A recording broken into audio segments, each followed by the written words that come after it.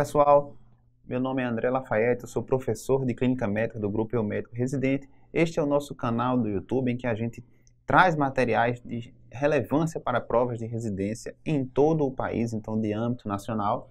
O tema que a gente vai discutir hoje é um tema de muita importância para a clínica médica. Vamos falar de endocardite infecciosa. Então, ao final do vídeo, se vocês gostaram do nosso material, deem um like e passem a nos seguir, ok? Vamos começar aqui abrindo com uma questão da CSPE 2018.2 R3 de clínica. Deem um pause, tentem responder sozinhos que a gente vai começar a falar sobre esse assunto, depois a gente resolve essa questão juntos. Então, começando, sobre a fisiopatologia da endocardite infecciosa. Endocardite infecciosa, como o próprio nome diz, refere-se a uma infecção do tecido endocárdico, que é aquele que reveste internamente o coração e as válvulas cardíacas. Então, para a gente ter endocardite infecciosa, a gente precisa de um determinado cenário clínico. Não tem endocardite quem quer, mas quem pode. Então, o mecanismo fisiopatológico clássico é o seguinte: temos uma lesão endocárdica predisponente, então pode ser uma valvopatia nativa, pode ser um material protético valvular, pode ser um dispositivo intracardíaco, como por exemplo marca-passo, CDI. A gente tem inicialmente uma endocardite trombótica não infecciosa, então não há invasão por micro-organismos, tá certo? É estéril nesse momento. Por alguma razão, a gente pode ter uma bacteremia transitória. Geralmente, essa bacteremia é por situações do dia a dia, como, por exemplo, a simples escovação dentária, mastigação. Tem essa bacteremia e aí a bactéria ou qualquer outro micro-organismo, geralmente é bactéria, vai lá na endocardite trombótica não infecciosa e forma o substrato fisiopatológico clássico da endocardite, que é a vegetação, nesse caso, uma vegetação séptica, porque tem micro-organismo. Quais são os principais fatores de risco para a endocardite infecciosa? Os principais deles são esses dois que estão em verde: próteses valvares e valvopatias nativas. Cardiopatias congênitas, especialmente as cianóticas, como comunicação interventricular, tetralogia de Fallot também. Usuários de drogas endovenosas, é um grupo de alto risco que vem crescendo ao longo dos últimos anos. E pacientes com história prévia de endocardite. Esses são os principais pacientes, os principais fatores de risco para a endocardite infecciosa. Do ponto de vista de apresentação clínica, a apresentação clínica tem um espectro muito amplo, muito variado. Mas do ponto de vista didático, vamos colocar aqui as duas formas de apresentações clínicas mais separadas, ou seja, os extremos de apresentação clínica: a endocardite aguda e endocardite infecciosa subaguda. Lembrar que pode haver uma superposição dessas apresentações e dos agentes etiológicos. Mas a endocardite aguda, via de regra, ela tem um início hiperagudo, um início rápido, com febre alta. O principal representante é o Staphylococcus aureus, seguido pelo Streptococcus beta-hemolítico. O paciente costumeiramente se apresenta toxemiado, mais comumente a gente observa fenômenos vasculares, ou seja, embolias sépticas. Aquela vegetação pode soltar um pedacinho dela e embolizar para outro território do nosso corpo, do nosso organismo. Podemos ter petequias subconjuntivais e subungueais, lesões de Janeway, tá certo? Que é uma espécie de embolia séptica, é um fenômeno vascular. E a gente pode ter embolias sépticos para vários territórios. Por exemplo, se a endocardite é do lado direito, tricúspide ou pulmonar, vai embolizar para o pulmão. Então, pode ter embolia séptica para o pulmão. Se for do lado esquerdo, válvula mitral ou aórtica, pode embolizar para a periferia, embolização sistêmica. Pode ir para as pernas, pode ir para o baço, fazendo um infarto esplênico, pode fazer infarto e abscesso renal. Mais comumente, a gente vai ter embolia para o sistema nervoso central. Isso a gente tem muito medo. Então, não é incomum um indivíduo abrir um quadro com um evento de AVC isquêmico e na investigação descobre que ele tem febre, então uma embolia séptica para o sistema nervoso central. Na endocardite subaguda, como o próprio nome diz, o quadro é mais arrastado, tem um início mais insidioso. O principal representante é o Streptococcus viridans, que habita a flora da cavidade oral. O enterococo, o Staphylococcus coagulase negativo, também geralmente evolui de forma subaguda. Aqui o quadro é mais arrastado, então mais comumente a gente vai ter manifestações reativas do nosso sistema imune, então pode ter esplenomegalia por uma hiperativação do sistema retículo endotelial. O indivíduo pode ter uma síndrome consumptiva, com perda de peso. Aqui é mais comum a gente ter fenômeno imunológico do que os vasculares. Os vasculares são mais comuns na aguda. Que fenômenos imunológicos são esses? Nódulos de Osler, certo? Manchas de Roux, a gente vai comentar no próximo slide um pouquinho mais. Glomerulonefrite pós-infecciosa, semelhante àquela glomerulonefrite que a gente observa pós-infecção por Streptococcus, uma faringite por Streptococcus, tá certo? Ou então a piodermite. Então vai ter o que? Consumo de complemento. porque o mecanismo é por deposição de imunocomplexos. E a gente também pode ter um outro fenômeno imunológico, que é a elevação do fator reumatóide. Lembrando que o fator reumatóide é um fenômeno imunológico e não é doença. Então, nódulo de Osler e mancha de rosto são fenômenos imunológicos, lesões de Genoway são fenômenos vasculares, embolias sépticas. Então, vamos lá. O que a gente observa nas lesões de Genoway? Fenômeno vascular, embolia séptica. A gente observa essas lesões, essas pápulas enegrecidas, pode ter um centro necrótico, geralmente na palma das mãos e planta dos pés. E aqui costuma ser o pessoal indolor, tá certo? Não causa dor. Aneurisma micótico, o que é isso? Cuidado, esse nome micótico não se refere a fungo, tá certo? Qualquer micro-organismo que leve à formação de endocardite infecciosa. Então, em cerca de 20 a 40% dos casos, a gente pode ter embolia para sistema nervoso central. Então, se a gente faz exame de imagem de rotina no nosso paciente com endocardite infecciosa de câmaras esquerda, a gente vai observar sinais de embolia séptica em 20 a 40%. Geralmente a apresentação clínica, ou seja, o quadro clínico de embolia séptica é um pouco menos frequente do que o quadro radiológico, certo? O aneurisma micótico, o que é que acontece? A gente tem uma embolia séptica para o vasa vasorum, ou seja, para os pequenos vasos que vão nutrir a parede dos vasos lá no sistema nervoso central. Felizmente, acontece uma frequência pequena, geralmente 1 a 2%, mas quando acontece tem uma elevada mortalidade, porque esse aneurisma micótico pode se romper e levar a um AVC-H, como a gente está vendo aqui na figura. Mas lembrar que o acometimento do sistema nervoso central mais comum é o AVC isquêmico por embolia séptica. Manchas de Roth são essas pequenas manchinhas aqui avermelhadas que a gente observa na avaliação da retina. E os nódulos de Osler, como aqui está um exemplo, são nódulos na palma da mão, plantas dos pés, mas aqui, diferentemente das lesões de Genoway, costuma ser doloroso. Então, o nódulo de Osler dói, já lesões de Genoway costuma ser indolor. Ok? E quando é que a gente vai suspeitar de uma endocardite infecciosa na prática, certo? Tanto na sua prática clínica quanto na prática de prova, quando você estiver resolvendo sua prova. Então, a endocardite infecciosa se aparece da seguinte forma: com uma síndrome febril, mais sopro miocárdio, alteração cardíaca predisponente, dispositivo intravascular, fenômenos embólicos ou imunológicos. Então, geralmente vai ter febre, em cerca de 90% dos casos vai ter febre. Então, se o indivíduo se apresenta com síndrome febril, com qualquer um desses outros comemorativos, tem que pensar em endocardite infecciosa. Então, febre mais sopro, pensa em endocardite.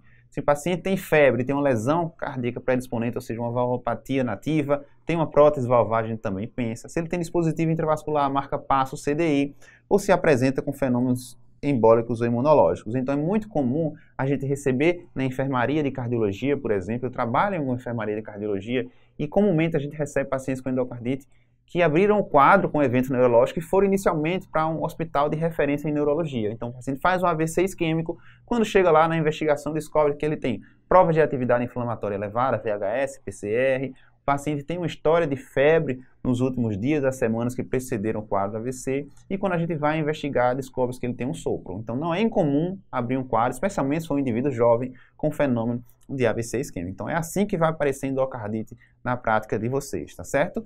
E na prova, não foge a regra, aparece assim também.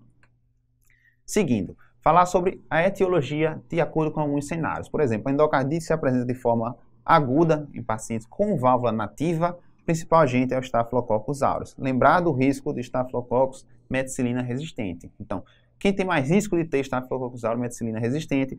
Pacientes que têm catéter venoso central, principalmente de hemodiálise, e usuários de droga endovenosa. Então, nesses dois cenários, a gente pensa em MRSA, certo? Geralmente cursa com grandes vegetações, então tem um alto risco de embolia sistêmica. Quanto maior o tamanho da vegetação, maior o risco de embolia. Então, muito comumente a gente evolui com embolia sistêmica quando a endocardite é por Staphylococcus aureus. Na endocardite subaguda de válvula nativa, o principal agente é o Streptococcus viridans, que é também o mais comumente encontrado em endocardite de válvula nativa. Ele é mais comumente encontrado após manipulações dentárias, já que ele é um habitante da flora normal da cavidade oral. Enterococcus fecalis e faeces vai apresentar-se em pacientes que têm instrumentação do trato urinário ou então que fazem uso de catéter venoso central. Geralmente está relacionado ao ambiente hospitalar. O Streptococcus bovis, o nome mais recentemente empregado, pessoal, preste atenção, é galolíticos. Então, bovis e galolíticos é a mesma coisa. A gente vai procurar o quê? Lesão colônica. Então, tem que fazer colonoscopia se a gente tiver endocardite ou apenas uma bacteremia pelos Streptococcus bovis ou galolíticos, porque tem essa associação com lesão colônica, especialmente o câncer de cólon. Fungos, mais comumente são cândidas, que a gente vai encontrar especialmente no cenário hospitalar, pacientes que fazem uso de catéter venoso central, pacientes usuários de droga endovenosa também a gente vai pensar. E as bactérias desse grupo, do grupo Racec, o que é que a gente precisa memorizar? Geralmente cursam com hemocultura negativa. Então a gente faz hemocultura e dá negativa, porque são agentes fastidiosos, são de difícil identificação, difícil isolamento em meios de cultura. Tem que ser meios de culturas especiais. Vamos resolver agora aquela nossa questão. Assinale a alternativa que apresenta a etiologia mais comum da endocardite bacteriana em válvula mitral nativa. Então, válvula nativa, qual é o principal agente, pessoal? É Neisseria meningitidis, Neisseria meningitidis meningococo. Meningococo não é agente de endocardite, é de pneumonia. Streptococcus pneumoniae causa o que? Pneumonia, causa meningite. Klebsiella pneumoniae, geralmente a gente encontra em ambiente hospitalar, no caso de endocardite. Escherichia coli é causador de infecção do trato urinário, dificilmente da endocardite. O mais comumente encontrado como causador de endocardite, tá certo, de válvula nativa é de fato o Streptococcus viridans. A gente podia se confundir se houvesse uma alternativa com Staphylococcus aureus, mas válvula nativa, o principal é Streptococcus viridans, por isso o gabarito foi letra A. Vamos dar continuidade. Algumas situações especiais. Por exemplo, quando o indivíduo é submetido a uma cirurgia de troca valvar, o perfil epidemiológico, o perfil microbiológico vai depender do momento em que foi feita a cirurgia em relação ao tempo de apresentação da endocardite. Por exemplo, se o indivíduo abre o quadro de endocardite e colocou a válvula nova há menos de um ano, a gente vai pensar em germes hospitalares. Por exemplo, Staphylococcus coagulase negativo, que é o epidermidis, o principal exemplo, Staphylococcus aureus. Ambos a gente vai pensar que é meticilina resistente, porque está dentro do cenário hospitalar, bacilos gram-negativos e fungos. Se a cirurgia ocorreu há mais de um ano, a gente vai cobrir germe da comunidade. Então serão os mesmos, Staphylococcus aureus, Streptococcus e Enterococo.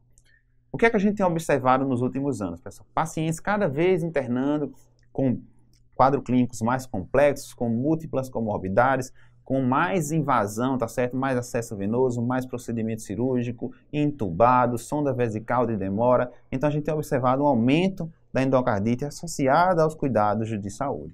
E o perfil microbiológico vai ser o perfil microbiológico das infecções hospitalares. Então, Staphylo aureus vai estar no meio, especialmente o MRSA, Staphylococcus coagulase negativo, Enterococo, bacilo gram-negativo e fungos.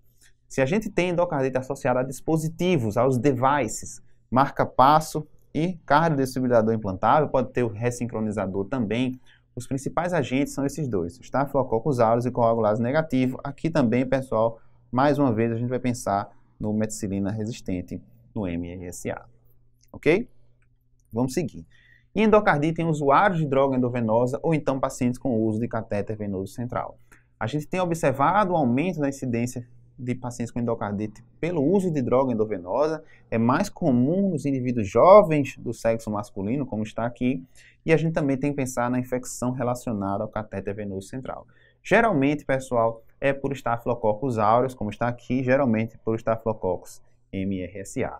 Preste atenção no seguinte, quando o indivíduo faz a injeção da droga endovenosa, então está usando um catéter venoso central, o que é que está acontecendo? A gente está com o dispositivo, no caso do catéter venoso central, ou então no caso da seringa de injeção da droga, aplicada no sistema venoso. O sistema venoso drena para onde? Drena para o lado direito do coração. Então, mais comumente, o acometimento será de válvula tricúspide, certo? Aqui, mais comumente, a gente observa a ausência de sopro, porque quando a endocardite de válvula tricúspide, na maioria das vezes não tem sopro. Então, cuidado com isso. Diferente das do lado esquerdo, em que mais de 80% tem sopro, aqui a maioria não tem. A embolia séptica, nesse caso, vai para onde? Vai para o pulmão, embolia séptica pulmonar. Então, não é incomum o indivíduo se apresentar com um quadro de pneumonia. A gente faz lá a imagem, vê vários pontos, tá certo? Vários nódulos cavitários bilaterais por disseminação hematogênica, e daí a gente chega ao diagnóstico de endocardite a partir da infecção pulmonar. Não tem embolia sistêmica, tá certo? A embolia sistêmica é para endocardite do lado esquerdo do coração. Seguindo. Agora uma questão do Hospital Israelita Albert Einstein. Seguinte, homem de 30 anos apresenta febre alta, calafrios e falta de ar aos esforços há 3 dias. Então ele tem, síndrome febril mais sintomas de C. Também é outra coisa para a gente pensar em endocardite. Síndrome febril com clínica de C, a gente pensa em endocardite.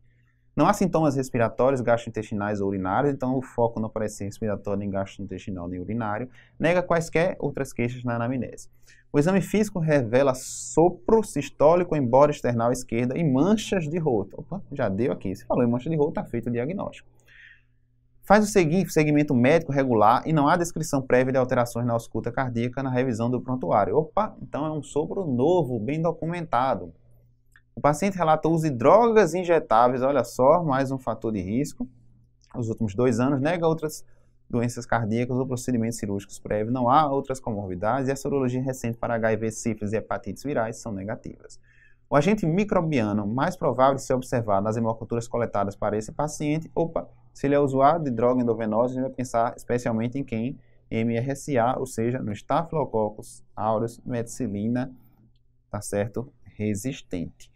Então, letra E, Staphylococcus epidermidis, não, Staphylococcus aureus, Cardiobacterium hominis, Streptococcus viridis, Streptococcus bovis, também não, Staphylococcus aureus. Então, usuário de droga endovenosa, Staphylococcus aureus, geralmente MRSA, ou seja, meticilina resistente, gabarito, letra A. Outra questão, pessoal, agora vocês deem um pause e tentem responder, que a gente vai falar agora sobre diagnóstico de endocardite. Então, como é que a gente faz o diagnóstico de endocardite? Faz com base, tá certo, nesses 2 pilares, hemocultura e ecocardiograma. Então, hemocultura para todo paciente suspeito de endocardite. Então, colhe 3 amostras de sítio diferentes a cada 15 a 30 minutos. Tem local que coloca para a gente coletar a cada 1 hora. 10 ml em cada amostra, e isso aqui é muito importante, deve-se coletar antes do início do antibiótico, porque isso é importante. A principal causa de endocardite com hemocultura negativa é o uso de antibiótico antes da coleta de hemocultura. E uma coisa interessante, como a gente vai falar daqui a pouco, tratamento de endocardite costuma ser prolongado, faz antibiótico, geralmente de amplo espectro, com associações, e que tem riscos de efeitos adversos e faz por semana, geralmente por 4 a 6 semanas. Então, o ideal é que a gente documente qual é o germe causador da endocardite e direcione o tratamento antibiótico para aquele germe. Então, é importante a gente documentar qual agente infeccioso antes de começar o antibiótico. Então, tem que fazer hemocultura. Significa que eu tenho que esperar o resultado da hemocultura para começar o antibiótico? Depende. Se o seu paciente estiver bem, estável, a gente pode esperar o resultado da hemocultura. Se o paciente estiver grave, a gente não espera. A gente coleta, começa o antibiótico empírico e aguarda o resultado, certo? Mas se o paciente está bem, dá tempo da gente esperar o resultado. Ecocardiograma deve ser sempre realizado. Comece-se com eco transtorácico, mas lembrar que a sensibilidade não é tão alta, apenas 50% a 70%. Se for prótese mecânica, essa sensibilidade cai para menos de 50%. O eco transesofágico tem uma sensibilidade excelente, 90% a 95%. Uma coisa que vocês precisam memorizar, todo paciente que vocês estiverem com ele na enfermaria e tem um diagnóstico de uma bacteremia por Staphylococcus aureus, tem que fazer ecocardiograma. Então, bacteremia por Staphylococcus aureus igual a ecocardiograma sempre. Se é eco transtorácico ou transesofágico, aí vai discutir caso a caso, vai depender da disponibilidade, a literatura não é consensual em relação a isso, mas eco tem que fazer. Se tem material protético, prótese valvar, o eco transesofágico terá que ser feito, porque a sensibilidade do transtorácico vai lá para baixo. E o que é que acontece se o suspeito de endocardite faça um eco transtorácico, ele dá negativo. Se eu mantenho a suspeita de endocardite infecciosa, eu faço o eco transesofágico. E se mesmo assim, André, o eco transesofágico der negativo, mas eu continuo suspeitando de endocardite, certo, infecciosa, o que é que eu faço? Olha, suspeita de endocardite em o eco transesofágico inicial negativo, eu repito com 5 a 7 dias. Então, eco TT negativo e suspeita de endocardite, faz o eco transesofágico, continua com suspeita de endocardite e o eco transesofágico negativo, eu repito com 5 a 7 dias. E para a gente estabelecer o diagnóstico de endocardite, foram criados os critérios de Duke, pela Universidade de Duke, lá nos Estados Unidos. Então, a gente tem alguns critérios para definir se o indivíduo tem endocardite ou não. Isso é importante para a inclusão, por exemplo, em estudos epidemiológicos ou então em estudos clínicos, ensaios clínicos randomizados. Então, a gente tem os critérios maiores, que se referem a critérios microbiológicos e evidência de envolvimento cardíaco através de estudo anatomopatológico, quando o indivíduo é submetido à cirurgia ou então com exames de imagem, e nós temos os critérios menores, que são relacionados a doenças que predispõem à endocardite, achada de febre, fenômeno vascular e ou imunológico e evidência microbiológica que não se inclua como um critério maior. Então vamos destrinchar esses critérios. Critérios maiores: hemocultura positiva, mínimo de 2 ou então hemocultura persistente para germes típicos de endocardite. Quais são os germes típicos? Staphylococcus aureus, bactérias do grupo Racec, enterococo, tá certo? Streptococcus viridans, Staphylococcus aureus. Esses são germes típicos, tá certo? Streptococcus bovis também. Hemocultura ou sorologia positiva para Coxiella também, é critério maior. Eco mostrando vegetação, abscesso, certo? Nova decência parcial de prótese ou então regurgitação valvar nova. Observe que, embora o achado mais típico seja de vegetação, não é obrigado a ter vegetação. Outros achados ecocardiográficos funcionam com critério maior. Um PET scan positivo, naqueles que fazem cirurgia de troca de válvula, tá certo? Por prótese, mas no caso com mais de 3 meses do implante da prótese, ou então tomografia com lesão paravalvar. Mas o mais comum mesmo é hemocultura e eco. Critérios menores. Lesão cardíaca predisponente, então se o indivíduo tem prótese valvar, se o indivíduo tem alguma valvopatia nativa, ou então se ele é usuário de droga endovenosa. Febre, fenômeno vascular, imunológico e evidência microbiológica que não se inclua como critério maior, são critérios menores. Então, se eu tenho 2 critérios maiores, um maior e 3 menores, ou 5 menores, temos diagnóstico definitivo de endocardite. Se eu tenho um maior e um menor, ou apenas 3 menores, diagnóstico possível. E quando a gente praticamente afasta a endocardite torna-se improvável. Quando eu tenho a resolução do quadro clínico, a resolução da febre, com menos de 4 dias de antibiótico. A endocardite geralmente demora a responder, o indivíduo fica com febre por um tempo maior do que outras infecções. Quando responde de forma brilhante e rápida, a gente deve pensar em outro diagnóstico. Ou então, quando ele não preenche critérios nem para endocardite definitiva, muito nem para endocardite possível. Então, vamos lá resolver aquela questão da SUS. Paciente do sexo masculino, 20 anos de idade, portador de insuficiência mitral, olha, um critério menor aqui, lesão predisponente, apresentando febre, outro critério menor, de longa duração. Exame físico, observa palidez, petequias conjuntivais, então a gente já tem um fenômeno vascular, olha só, ele já tem 3 critérios menores. A ausculta cardíaca revela ritmo regular, em 2 tempos, por norma fonética, sopro sistólico em foco mitral. O abdômen está flácido, indolor à palpação, sem visceromegalia, espaço de Traube ocupado. Então, talvez tenha esplenomegalia. Isso não é, tá certo, critério nem maior nem menor esplenomegalia, tá certo? Seria se a gente identificasse o quê? Um infarto esplênico devido a uma embolia sistêmica. O ecocardiograma mostra massa cardíaca oscilante aderida ao folheto anterior mitral compatível com vegetação. Então, um critério maior. O diagnóstico de endocardite, nesse caso, foi feito baseado em. Então, tem um critério maior aqui e ele tem 3 critérios aqui, 3 critérios menores. Então, 2 maiores, ou então 1 maior e 3 menores, a gente tem diagnóstico definitivo de endocardite. Então, nesse caso, ele tem 1 maior e 3 menores. Ok? Vamos adiante. Mais uma questão agora do Rio Grande do Sul.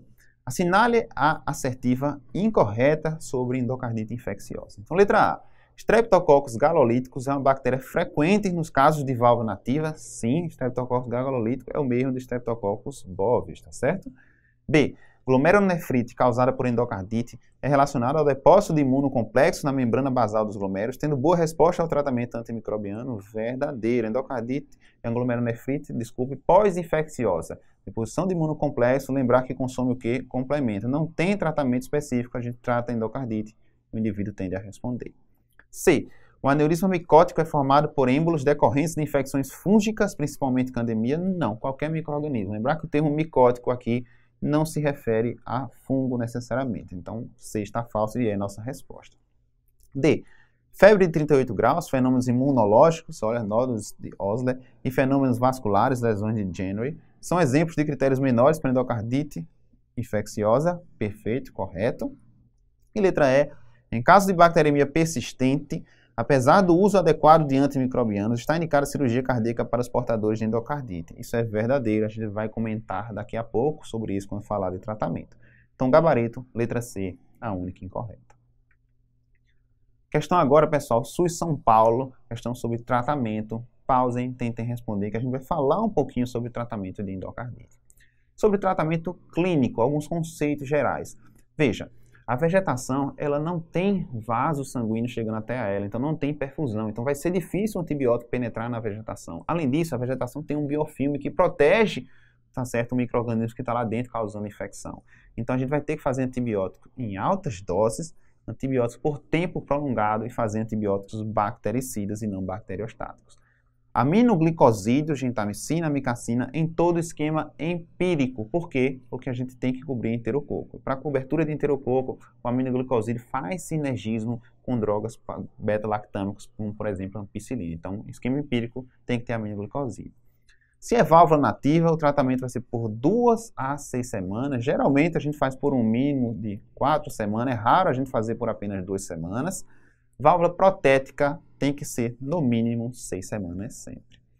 Se o paciente tem válvula protética, preste atenção, e a gente documenta a infecção por estafilococcus, seja estafilococcus aureus ou coagulase negativo, tem que fazer aminoglicosídeo nas primeiras 2 semanas para sinergismo e tem que fazer rifampicina, porque a rifampicina vai ajudar os outros antimicrobianos a penetrar no material protético. E quando é que a gente começa o start? Quando é que a gente começa a contar o tempo de antibiótico terapia, André? O tempo começa a partir da primeira hemocultura negativa. Então, tem que ficar repetindo a hemocultura. Quando deu negativo, estabelece o D0, tá certo? Então, a contagem não é do início do antibiótico, é do primeiro dia de hemocultura negativa. E se o indivíduo vai para a cirurgia, a gente tira a válvula e manda essa válvula com endocardite para a cultura. Se a cultura for positiva, a gente recomeça a contagem do tempo de antibiótico a partir do dia da cirurgia. Se a cultura da válvula for negativa, a gente vai respeitar o D0 daqui de cima da primeira hemocultura negativa. Ok? E algumas situações particulares de tratamento empírico. Por exemplo, tratamento empírico de endocardite de válvula nativa. A gente pode fazer ampicilina, oxacilina mais gentamicina ou então vancomicina mais gentamicina. Lembrando que vancomicina substitui a associação de ampicilina com oxacilina. Empírico para válvula protética implantada há mais de 1 ano, os micro-organismos são os mesmos da comunidade de válvula nativa, então o esquema é o mesmo daqui de cima, é o mesmo esquema para a válvula nativa. Se o indivíduo fez a cirurgia há menos de 1 ano, tem que cobrir germe hospitalar, tem que cobrir o estafilococcus coagulase negativo e Staphylococcus aureus MRSA. Então, se é válvula protética e a gente pensa em infecção por estafilococcus, tem que ter o quê? Gentamicina e rifampicina. E se a gente pensa em MRSA, lembrar que o tratamento de escolha para MRSA é vancomicina. Ok? Então, vamos voltar para a nossa questão. Um paciente com prótese valvar mitral e diagnóstico de endocardite infecciosa subaguda apresenta 2 hemoculturas positivas para Staphylococcus epidermidis. Antes do resultado do antibiograma, considera-se o custo do tratamento e o perfil de resistência geralmente apresentado para esse germe. A melhor escolha para o tratamento empírico é, então veja bem, prótese valvar, endocardite de prótese. Faltou dizer aqui quando foi a cirurgia de implante da prótese, certo? Porque em menos de 1 ano a gente pensa em germes hospitalares, mais de 1 ano a gente pensa em germes da comunidade. Porém, já isolou o germe, é um estafilococcus. Então, estafilococcus em material protético, a gente tem que pensar sempre que ele seja meticilina resistente MRSA. E tratamento de escolha para MRSA, pessoal, é o que? Vancomicina. Então, letra E, meropenem para cobrir gram-negativo, não. Cefalosporina de terceira, não. Penicilina cristalina não cobre MRSA. Ampicilina e gentamicina é um esquema bom para quê? Para enterococo, tá certo? Para estafilococcus, coagulase negativo ou aureus, MRSA, medicação de escolha, vancomicina, resposta letra C. Vamos seguir. E tratamento cirúrgico, quando é que a gente indica? Né? Indica em 3 cenários principais. Prevenção de evento embólico. Qual a principal forma de prevenir evento embólico? O pessoal fazendo antibiótico terapia precoce e adequada. Essa é a principal. Mas às vezes a gente não consegue só resolver com antibiótico. Então, se o indivíduo tem uma vegetação muito grande, um diâmetro maior do que 30 milímetros, a gente pensa na possibilidade de tratamento cirúrgico. Se ele tem uma vegetação grande, maior que 10 milímetros, e que continua a embolizar apesar do antibiótico, então às vezes o doente chega com um evento embólico, abre o quadro, mas não tratou ainda com antibiótico, então não é o momento de operar. Mas se a gente começa um antibiótico e mesmo assim ele emboliza e tem a vegetação que está lá bem grande, cirurgia. Se tem uma vegetação grande, maior que 10 milímetros, e uma disfunção valvar grave, porque se tem disfunção valvar grave, provavelmente vai precisar de reparo ou de substituição daquela válvula, ok? Outra infecção descontrolada. Então, evolui para a formação de abscesso perivalvar, fístula, aumento da vegetação, mesmo com o tratamento, e persistindo sinais de infecção, indicado cirurgia. Se a hemocultura inicial é positiva, a gente começa o tratamento, a hemocultura persiste positiva, também tem que operar, tem que tirar o foco. Infecção por organismo de difícil tratamento, então, fungo, Staphylococcus aureus, gram-negativo ou micro-organismo multiresistente, a gente tende a operar, especialmente se essa endocardite for de prótese. Outra circunstância, que a principal delas é a mais comumente que configura a indicação de cirurgia, é a insuficiência cardíaca. Então, se o indivíduo evolui com disfunção aórtica ou mitral grave, geralmente por insuficiência, porque a endocardite tende a destruir a válvula, é a indicação de cirurgia. Nesse caso, cirurgia de urgência. Quando a gente fala cirurgia de urgência, cirurgia precoce na endocardite infecciosa, seria a cirurgia indicada antes do término da antibiótico terapia. Então, vamos lá. Questão aqui, SUS Bahia 2020.2, acesso direto. Homem, 44 anos de idade, dá entrada no pronto-socorro com queixa de febre diária de até 39 graus, calafrios e sudorese há cerca de 1 mês. Então, é um quadro febril, subagudo, 1 mês de duração.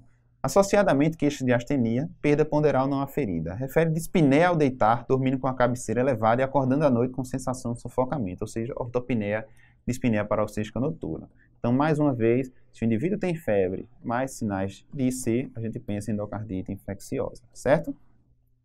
Ao exame regular estado geral, febril, descorada, nictérico, cianótico, PA ok, pouco taquicárdico, sem taquipneia. Ausculta ritmo cardíaco regular, bolhas normofonéticas em 2 tempos, com sopro diastólico e segundo espaço intercostal para external direito, ou seja, no foco aórtico. Isso é um sopro diastólico, é um sopro de regurgitação, é um sopro de insuficiência aórtica. Então, um sopro, uma lesão regurgitativa nova é um critério maior de Duke, certo? Ausculta respiratória com crepitantes em base, abdômen e exame sem achados. Realizar exames laboratoriais com glicemia de 109, HB 9.5, leuco 6.000, plaqueta 100.000, a creatina de 1.2, ureia 40, sódio 130, potássio 4.6 e um NT-proBNP lá nas alturas 20.000 com PCR bem elevado. Realizadas 4 hemoculturas com crescimento de cocos gram-positivos em 3 delas, então 3 de 4 amostras, então uma hemocultura persistente na maioria das amostras, identificados streptococcus galolíticos ou bovis. Então, diante do caso, em relação ao manejo do paciente, é correto afirmar. Ele tem uma lesão regurgitativa nova, tá certo? Sobre a insuficiência aórtica e tem, pessoal, hemoculturas positivas para um germe típico. Então, ele tem o quê? Ele tem 2 critérios maiores de Duke. 2 critérios maiores de Duke, esse paciente tem endocardite, certo? Então, vamos lá. Letra A. A antibiótico terapia empírica instituída antes do resultado das culturas deve ser vancomicina associada a rifampicina. Não, pessoal, não é prótese. Se não tem prótese, não tem que fazer rifampicina, tá certo? E a gente só pensa em vanco se for prótese pensar em, e se for por estafilococcus, tá certo? No caso da streptococcus, a gente não faz vanco. B. Antibiótico terapia de escolha independe do antibiograma neste caso, devido à alta sensibilidade à penicilina, não, vai depender do antibiograma. O antibiograma é que vai nos direcionar qual antibiótico que o germe é sensível, geralmente a gente prefere antibiótico mais barato, com menos risco de efeito adverso. C. Apesar da associação entre neoplasia de cólon e o streptococcus galolíticos, a colonoscopia não está indicada devido à idade do paciente, está indicada sim. Então, bacteremia ou endocardite por streptococcus bovis sempre faz colonoscopia. E D. A conduta cirúrgica deve ser considerada precocemente, ou seja, antes do término do antibiótico, devido aos sinais de insuficiência cardíaca perfeito. Se tem sopro de insuficiência aórtica, o indivíduo tem dispneia, paroxística noturna, ortopneia, tem clínica de C, cirurgia precoce antes do término da antibiótico terapia, gabarito, letra D. E por último, vamos falar um pouquinho sobre profilaxia de endocardite infecciosa. Aqui atenção, porque houve umas mudanças recentes pela nossa diretriz brasileira. Então, pelos americanos, pelos europeus, há uma tendência a restringir a indicação de profilaxia para endocardite infecciosa em determinados procedimentos. Então, pelos europeus e americanos, a gente só faz profilaxia se episódio anterior de endocardite infecciosa, cardiopatia congênita cianótica não reparada, ou então reparada com o uso de material protético, válvula protética, o reparo valvar em que se coloca o material protético, e pelos americanos, transplante cardíaco que desenvolve valvulopatia. A diretriz brasileira, tá certo, de valvulopatia, passou a considerar também indicação quando o indivíduo tem valvulopatia de válvula nativa moderada a importante quando vai ser submetido a procedimento dentário, certo? Então, pela diretriz brasileira, valvulopatia nativa moderada é importante quando for procedimento dentário. Pelos americanos e europeus, não. E que procedimentos dentários indicam antibiótico profilaxia para os indivíduos que têm as condições de risco? Quando há um envolvimento da gengiva, do espaço periapical, então perfuração da mucosa oral. Certo? Só nesses procedimentos dentários é que está indicada a profilaxia. Procedimentos do trato respiratório, geniturinário e gastrointestinal só está indicada pela diretriz brasileira e quando há lesão de mucosa associada ao procedimento. Os europeus e americanos não indicam nesses procedimentos. E quando não está indicada a profilaxia? Cuidado que isso aparece como pegadinha em prova. Então, comunicação interatrial do tipo osteossecúndeo não indica. Passado de revascularização coronária, seja cirúrgica, seja através de implante de stent, angioplastia. Prolapso de válvula mitral sem disfunção, sem sopro. Sopros cardíacos inocentes e pacientes portadores de marca-passo e CDI também não se indica a profilaxia para endocardite. Então vamos para a nossa questão aqui. SES Goiás, R3 de Clínica Médica 2019. São considerados pacientes de alto risco para endocardite infecciosa após procedimento dentário invasivo, necessitando, portanto, de antibiótico profilaxia. Pacientes com comunicação interatrial tipo osteossecúndeo isolado, falamos que não cai nessa pegadinha. Pacientes com prolapso de válvula mitral sem regurgitação, sem disfunção, não. Pacientes portadores de marca-passo definitivo, também não. E letra D, pacientes com cardiopatia congênita cianótica não corrigida, perfeito. Essa é uma indicação de antibiótico profilaxia. Era isso que a gente tinha para conversar sobre esse tema de extrema relevância. Então, mais uma vez, se tiverem gostado do nosso material, passem a nos seguir, tem muita coisa bacana para vocês. E não deixem de deixar um like aqui para a gente. Forte abraço!